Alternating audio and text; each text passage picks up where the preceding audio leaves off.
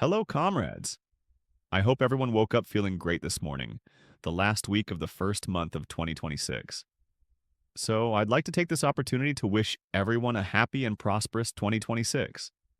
I wish you, your families, your loved ones, good health for this year, good luck in everything you undertake, and much selflessness and dedication to your work.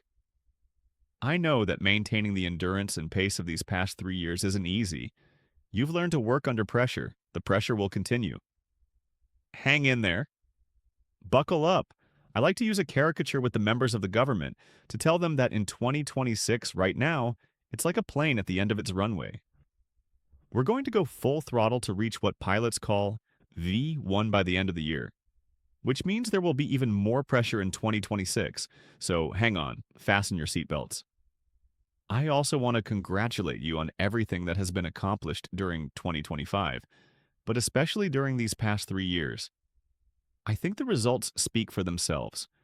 We must look to the past and summon the courage to do what we must do for the future.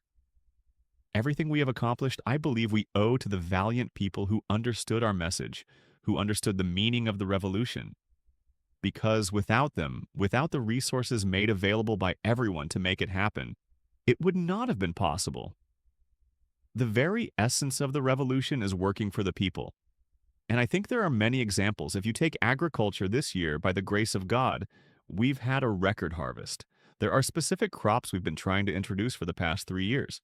As I say, weak minds, small minds always think it's impossible when you want to start something great. But we mustn't listen to them. If we listened to them, we would get discouraged. We wouldn't be able to get started. Because there are also those who are there to discourage us in everything we do. When you decide to undertake something, they'll be mocking and ridiculed, trying to discourage you and prevent you from starting. I think everyone has overcome that. Because what I've said isn't just at the highest levels of government, but right down to the citizens at the village level, there's been a surge of support. Everything that was once considered impossible to achieve in Burkina Faso in terms of agriculture is now happening. We talked about cocoa, and people protested loudly and publicly. Even some reactionaries here made it clear that it wasn't a priority. And yet, thank God, we have some excellent master chocolatiers, and our goal isn't to produce for export, but to produce and process it for ourselves here and for our children.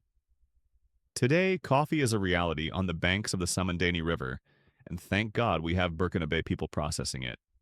I therefore encourage you to consume what is processed locally here. Many other crops, such as wheat, pineapples, grapes, and many others, are now cultivated in Burkina Faso and will be processed here, creating jobs for Burkina people. This is what we will consume. This is what we must recognize in what we have been able to achieve, and we must remain courageous for the future. Many other projects have been successful. In the field of education, for example, many lecture halls have been built. Last time, the Council of Ministers adopted legislation that will allow for the equipping of these existing lecture halls and the construction of new ones. Many schools and training centers will be established by 2026 near our growth hubs, such as Bagre, Samandani, and others. This is to empower young Burkina to produce and process the goods and services we create here.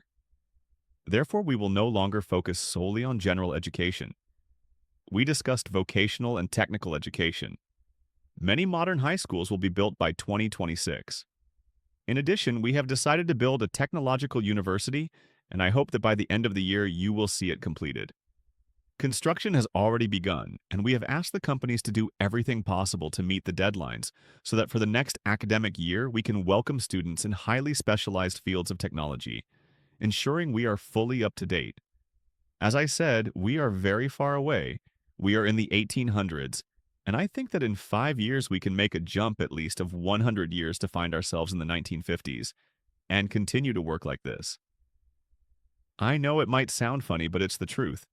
We're seeing the pace we're going at in our lives right now. It's not good. We need to put pressure on ourselves to catch up. So let's make sure that in a few years we reach 1950, and then let's push ourselves to reach the 2000s and hopefully catch up with everyone else. And it's possible. And I'm happy to tell you that in this regard, we are currently setting up a laboratory in Burkina Faso. For example, we have a lot of equipment available for researchers. We will allow them to conduct research locally.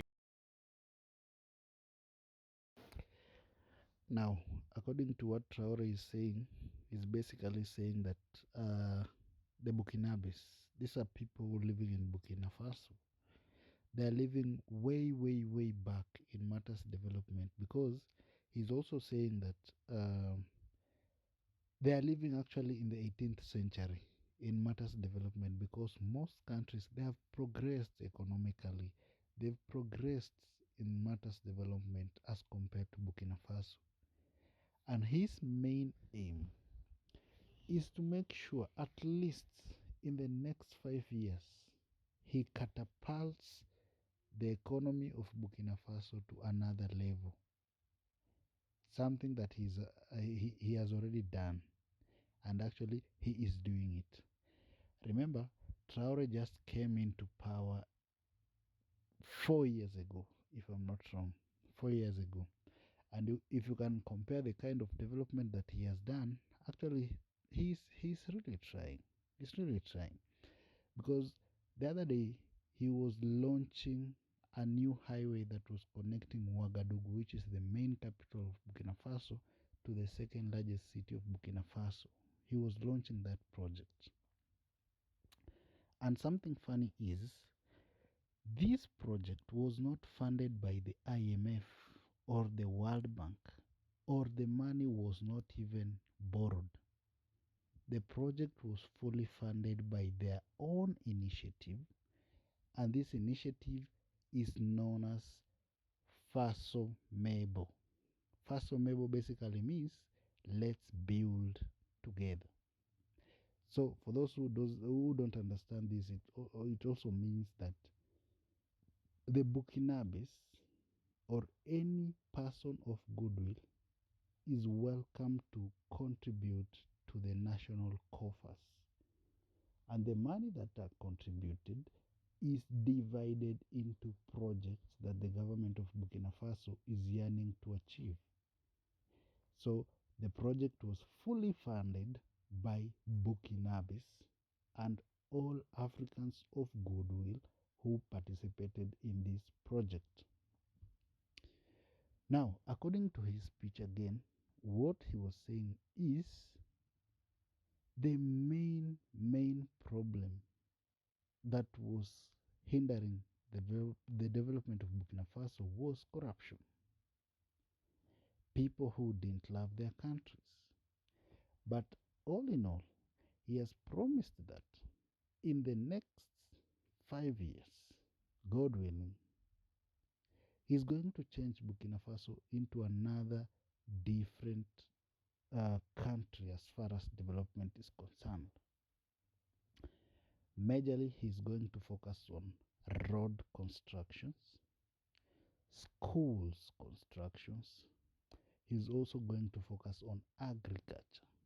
He's also going to focus on research and development. And believe me, this one is going to be achieved. Let's just pray for him, we Africans of goodwill, because of course he's facing many challenges, the coup d'etats and all other challenges that are surrounding him. This one is going to be achieved. If you can remember, Burkina Faso as a country, they are just cooperating with Russia to take students to Moscow. These students are going to learn science and mathematics, engineering. After Moscow, they